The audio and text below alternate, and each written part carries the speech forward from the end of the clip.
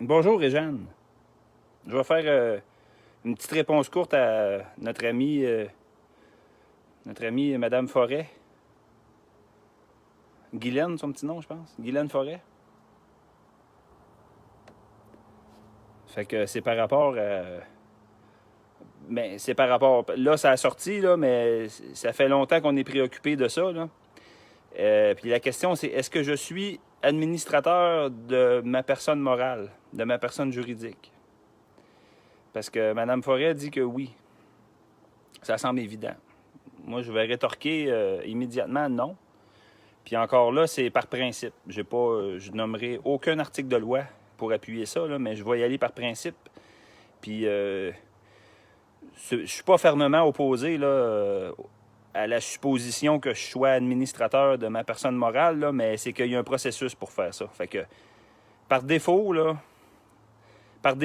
gouvernement crée une personne morale. Fait que, il le fait à notre insu. Il nous explique pas les implications.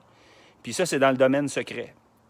Donc, forcément, à la base, pour la moyenne du monde, pour le commun des mortels, je ne suis pas administrateur de ma personne morale. Ça, c'est sûr. Au départ, c'est certain. Maintenant, je suis d'accord que c'est possible que je puisse le devenir, administrateur de ma personne morale, mais ça ne se fera pas tout seul, puis ça ne se fera pas en criant ciseaux, puis ça ne se fera pas en demandant au Père Noël. Ça peut se faire, par exemple, si on est capable de prendre l'État en défaut. Exemple, puis c'est de plus en plus le cas parce que l'État national du Québec manque énormément d'étanchéité, puis il manque énormément de transparence dans l'avènement du nouveau désordre. Là. Puis c'est normal, c'est parce que c'est tous des pions qui travaillent là, puis qui savent pas ce qui se passe, puis ils connaissent pas le vrai agenda. Fait que ils mettent des tamoules, ils éclairent, ils en mettent d'autres, ils éclairent, ils en mettent d'autres.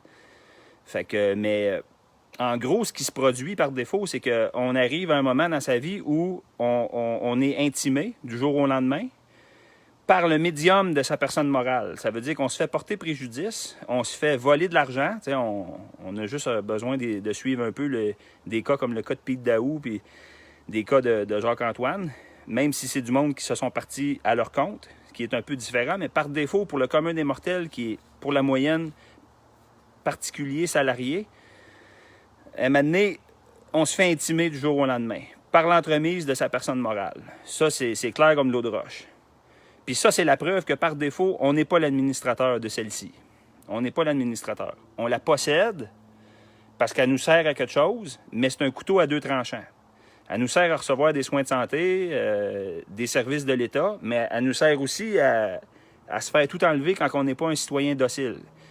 Comme que le député Pierre-André Paré avait décrété à l'Assemblée nationale dans les années 90. Tout appartient à l'État, puis l'État, il nous saisit même des biens qui lui appartiennent déjà. Donc, si on est capable de démontrer que l'État ne sait pas ce qu'il fait, puis qu'il utilise la personne morale pour nous porter préjudice à l'être humain, puis qu'on entame un processus dans lequel on gagne, même si c'est par défaut, avec des documents notariés, parce que les notaires, c'est le premier interface avec la sphère secrète. Hein? C'est pas les avocats, c'est les notaires. Puis après ça, c'est les avocats. Si on est capable de dire, gars, ma personne morale, elle me nuit plus que d'autres choses, à cause de tel acte, telle action que vous avez posée, je vous détrône comme administrateur et désormais, je le deviens.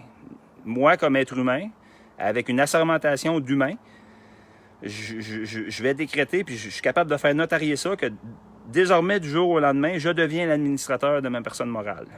Si ça, le notaire il approuve ça à cause de ce qui s'est passé, là, peut-être que oui, ça a une certaine portée. Mais par défaut, non, on n'est pas l'administrateur. Puis le piège que les gens, je pense, qu'ils font, c'est qu'ils pensent que par le simple fait qu'on effectue du travail administratif sur notre personne morale, ça fait de nous des administrateurs, mais pas du tout.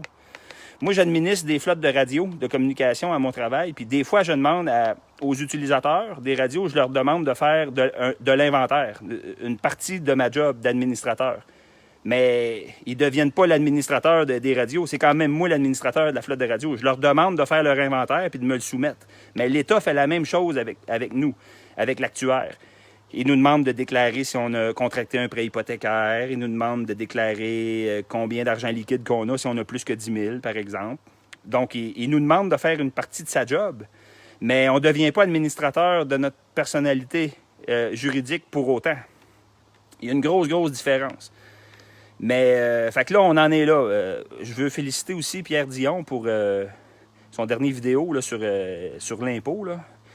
Oui, on est rendu là, toute la gang. Là. Je vois tout de suite des frictions arriver avec les employeurs, parce que les employeurs sont assujettis carrément au gouvernement, puis au ministère du Revenu, à l'Agence du Revenu du Canada, puis à Revenu Québec. Ils sont assujettis, puis ils s'exposent. S'ils tombent dans un racket de même, ils s'exposent. Ça veut dire que ça c'est un gros morceau important qui s'en vient, mais les individus en particulier, ils sont rendus là. Ils ont constaté que l'État n'a plus besoin, pas en tout, de nos taxes et de nos impôts, depuis le temps qu'ils récoltent, puis qu'ils empochent, puis qu'ils mettent ça dans des comptes secrets, des CAFR accounts, qui n'ont aucun rapport avec les budgets. Le monde a compris qu'ils ne dépendent plus pas en tout des revenus des individus puis des taxes collectées.